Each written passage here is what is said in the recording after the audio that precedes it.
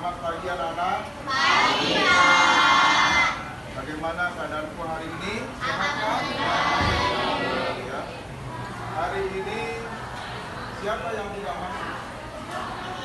Oh, kayaknya masuk semua ya. Alhamdulillah.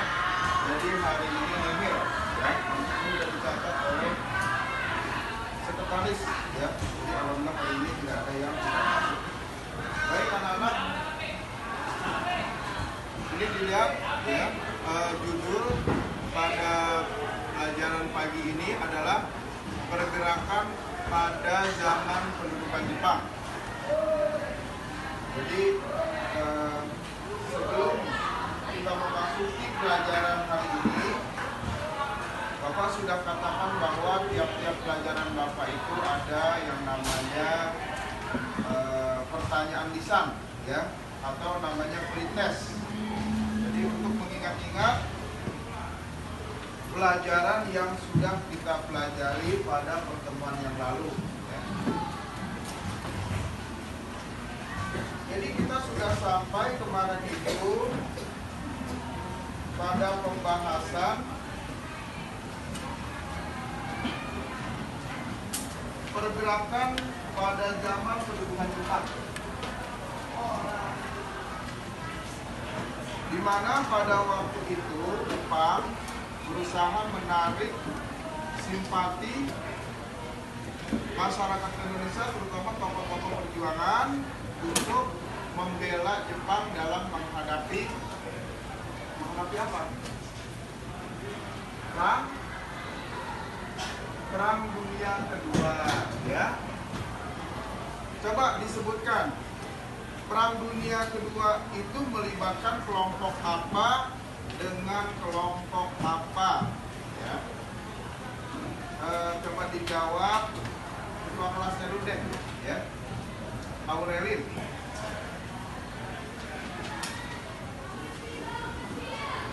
Yang keras jawabannya. Kelompok apa? Ya. Saatnya jam kedua dimulai. It's time to begin the second lesson.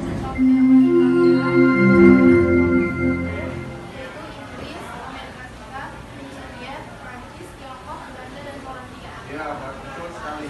Ya, jadi dalam situasi Perang Dunia Kedua antara kelompok fasis, ya, dengan kelompok sekutu, tadi sudah lengkap diuraikan anggotanya. Nah, kemudian bagaimana reaksi para tokoh kita, ya, pada waktu itu? Jadi bangsa Indonesia itu awalnya kan merasa simpati, ya, terhadap perjuangan Jepang, politik Jepang yang mendekati para tokoh-tokoh nasional. Dengan adanya gerakan 3A, ya. Nah, coba gerakan 3A, apa itu kepanjangan gerakan 3A? Dijawab Jandika.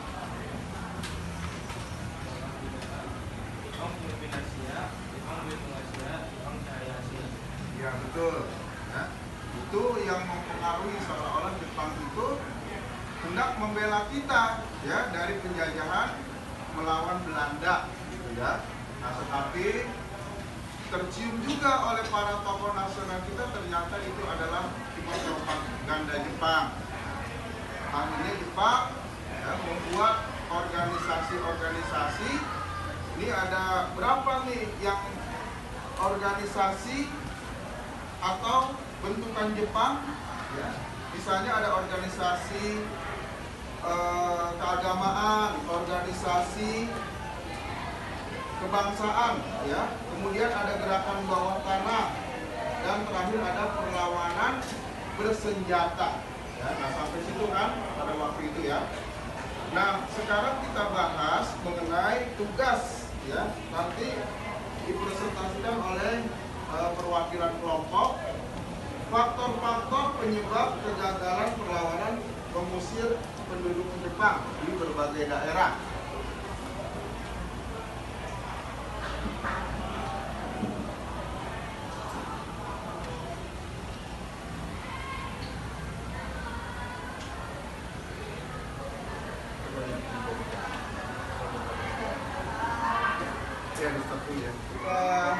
Ditampilkan judulnya ya, pergerakan pada zaman pendudukan Jepang. Nah, jadi nanti setelah selesai belajar, kamu dapat siswa dapat mengidentifikasikan bentuk-bentuk perjuangan apa saja pada zaman Jepang. 2, siswa dapat menyebutkan organisasi-organisasi yang dibentuk oleh Jepang.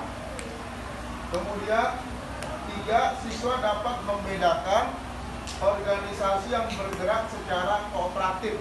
Kooperatif artinya bisa diajak kompromi, ya, bukan berarti pengkhianat, tapi bisa diplomasi lah dengan pemerintah Jepang, tidak bentrok. Ya, dan non kooperatif. Nah, non kooperatif ini dia tidak mau diplomasi, ya, dia tidak mau diajak berembuk lah, bermusyawarah, tapi dia mengadakan perlawanan, baik perlawanan yang secara sembunyi-sembunyi, ya, namanya perlawanan di bawah tanah, maupun bentrokan fisik. Nah, yang keempat, siswa dapat menyebutkan faktor-faktor penyebab kegagalan perlawanan mengusir penjajah Jepang.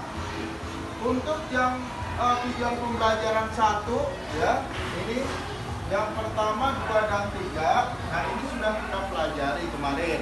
Sekarang yang nomor 4, ya, siswa dapat menyebutkan faktor-faktor penyebab kegagalan perlawanan mengusir penjajah Jepang, dan Bapak tugaskan dalam bentuk diskusi, ya. Jadi kamu sendiri yang menampilkan, gitu ya.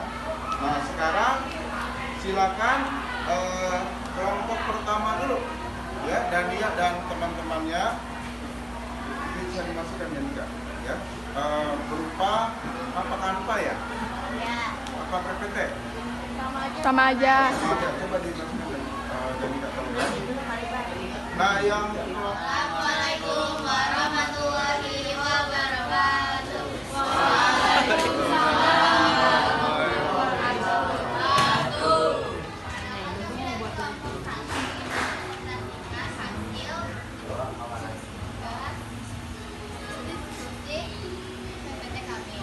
boleh dari sini. Ya, yang dijelaskan.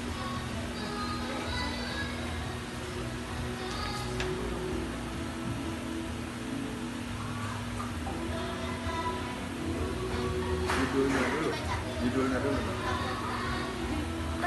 Faktor penyebab Indonesia gagal mengusir penduduk Jepang. 1. Keterbatasan sumber daya dan persenjataan. 2.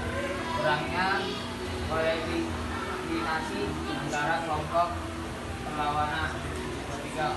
Pengaruh politik dan sosial.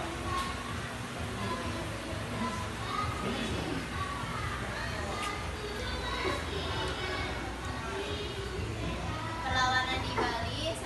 Waktu kejadian 1946. 2. Tokoh-tokohnya I Gusti Ngurah Rai dan Ketut Wijaya. Sebab perlawanan. Setelah Jepang menyerah pada 1945, Belanda berusaha kembali menguasai Indonesia. Bali menjadi salah satu daerah yang mengalami perlawanan besar dari rakyat Indonesia yang dipimpin oleh I Gusti Ngurah Rai. 4. Peristiwa kejadian. Pertemuan besar terjadi di daerah Bandung dengan pasukan Bali yang mempertahankan kemerdekaan hingga pertempuran terakhir di Rumputan Makassar.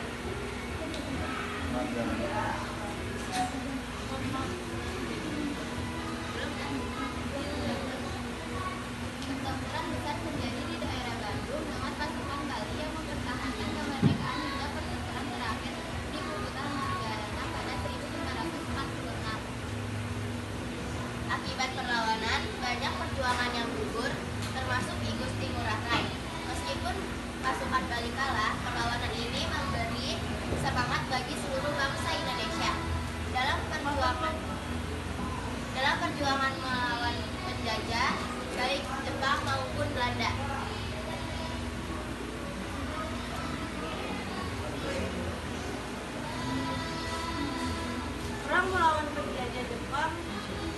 Bali serta pertempuran setelahnya melawan Belanda mencerminkan semangat nasionalisme dan keinginan rakyat Bali untuk merdeka. Peristiwa seperti Puputan Mahargarana tidak hanya menjadi momen penting dalam sejarah Bali, tetapi juga dalam perjuangan kemerdekaan Indonesia secara keseluruhan. Pengorbanan para pejuang seperti Nyi Gusti Ngurah Rai menjadi inspirasi bagi generasi selanjutnya untuk terus memperjuangkan kemerdekaan dan kedaulatan bangsa.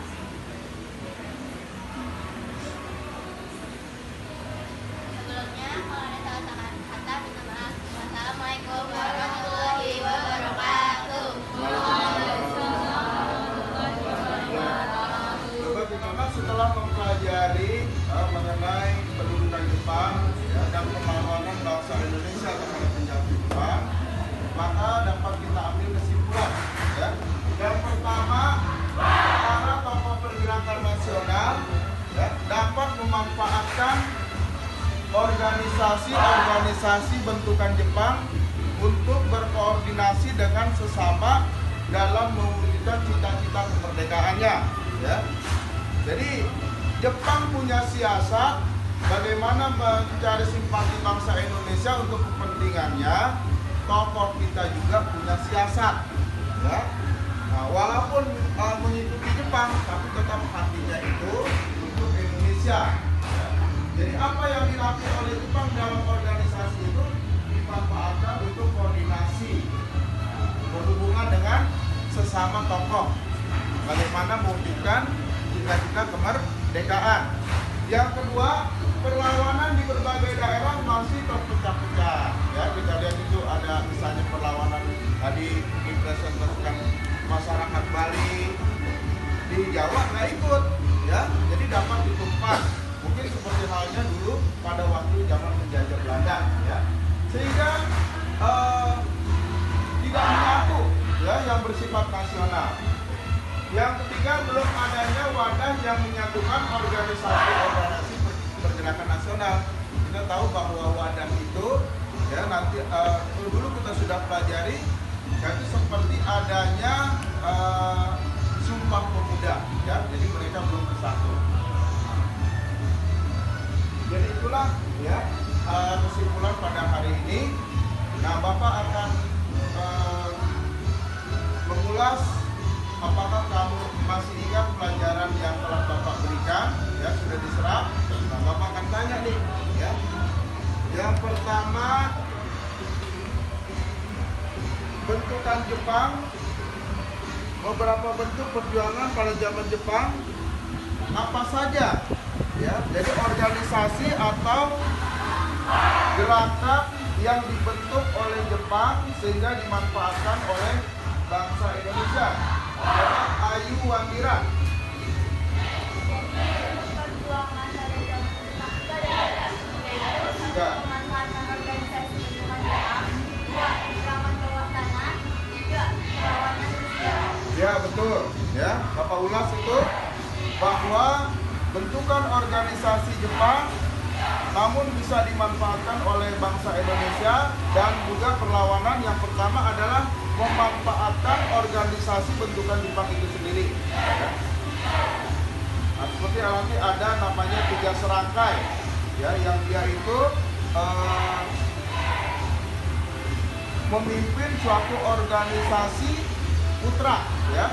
Kemudian ada gerakan bawah tanah, ini yang tidak mau berdiplomasi, namanya non kooperatif.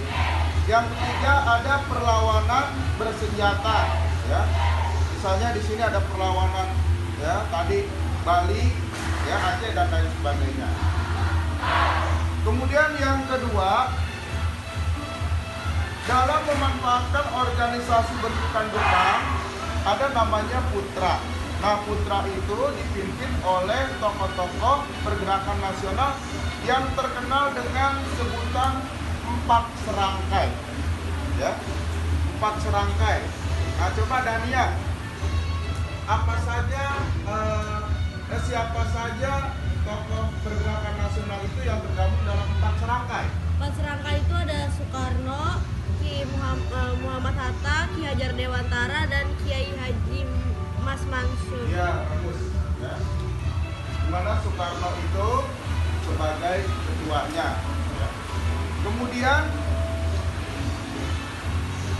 ada perlawanan bersenjata di berbagai daerah yang hasilnya ya walaupun tidak bisa mengusir Jepang keluar dari bumi Indonesia, tapi sengaja mereka itu di berbagai daerah menunjukkan bahwa mereka tidak menyerah dan tidak mau menerima kalau negara Indonesia dijajah oleh Jepang. Nah, perlawanan apa saja di berbagai daerah itu antara lain? Coba sebutkan Queen. Perlawanan rakyat Aceh, perlawanan Singaparna, Jawa Barat, perlawanan Indramayu, Jawa Barat, perlawanan Peta di Blitar, Jawa Timur. Ya, bagus ya. Jadi alhamdulillah ya, pelajaran pada hari ini sudah selesai. Ya. Nah, tepuk tangan untuk kita semua ya. Terima kasih yang mana?